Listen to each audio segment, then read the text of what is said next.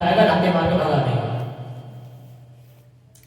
तो बेटा तुमने जो अमाउंट लिया था वो समाप्त हो गया है, अब चलो यहाँ से। मकान मालिक कौन है? प्रभु जी नहीं है, दो लोग हैं।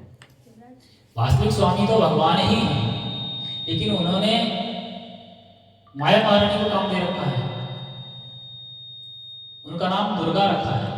अर्थात ये भवसागर जो है एक दुर्ग है, एक किला है, और जो किले का स्वामी होता है उसी का शासन चलता है। उसमें जो रहने वाले लोग हैं, जो किले के स्वामी हैं, उसकी आज्ञा के अनुसार ही कार्य करते हैं। और हम लोग जो है उस किले में विशेष परमिशन के माध्यम से आए हैं। भगवान ने परमिशन दी है कि आप इसको यहाँ पे रखो, और इसने हमारे भजन करने का वचन दिया है, इसलिए इसको किसी भी चीज की कमी मत होने देना, भूखा मत रहने देना, बिना कपड़े मत रहने देना। इसलिए हम भगवान के वचन अनुसार माया महारानी जो है हमारे सारे त्याग करती है। अर्थात प्रत्यक्ष रूप से देखने पर माया महारानी त्याग करती हैं, लेकिन आदेश किसका है? भगवान का। चाहे हम कर्म करें या ना करें, जब तक हम इस धरती पर रहते हैं, में भोजन, पानी, हवा, सांस लेने के लिए ऑक्सीजन, रहने के लिए स्थान और पहनने के लिए कपड़े सब उपलब्ध होता है। कोई ये कहे कि मैं पैसे कमाता हूं इसलिए खरीद सकता हूं, तो फिर उत्तराखंड की त्रासदी को याद कर लेना। उत्तराखंड में त्रासदी हुई थी कि वहां कुछ बचा ही नहीं, सब लोग डर के मारे ऊपर पहाड़ों में चढ़े थे, न खाने को था न पीने को पानी। पानी तो था लेकिन पी नहीं सकते, वो गाद के रूप में था, कचरा था।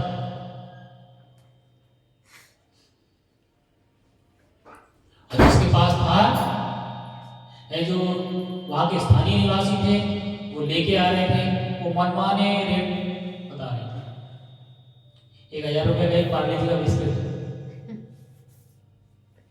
2000 रुपये की बोतल पानी की 1 लीटर की। तो वहां पता लगता है कि हम खरीद सकते हैं या नहीं खरीद सकते। और कोई पता नहीं कितने दिन वहां रहना है, और एक पार्ले जी की बिस्किट से क्या होने वाला है किसी। और कोई तीर्थ यात्रा में जाता है तो कितना खरीद सकता है।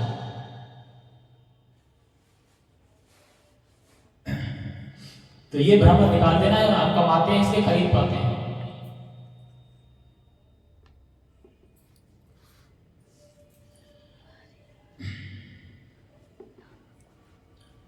तो ये हो गया ब्रीफिंग।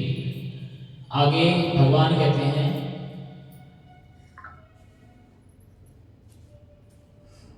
न त्वेवाहं जातुनासं न त्वं नेमे जनाधिपा न चैव न भविष्यामः सर्वे वयमतः परम।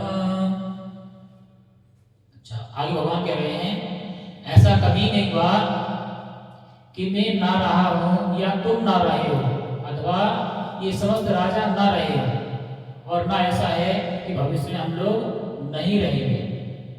भगवान कह रहे हैं समय बदलता है, परिस्थितियां बदल जाती हैं। जो आज राजा है या इस जन्म में बिजनेसमैन है, उसका जन्म परिवर्तित होगा, हो सकता है वो भिखारी हो जाए या कुत्ता बन जाए जो अपने दरवाजे के सामने बैठा हो और घर वाले उसको लाठी मार के भगा रहे हो, और दूसरा कुत्ता जो एडॉप्ट किया है वो घर में एसी में पड़ा है, जो रियल मालिक है वो घर वालों के लाठी खा रहा है। ऐसा भी हो सकता है,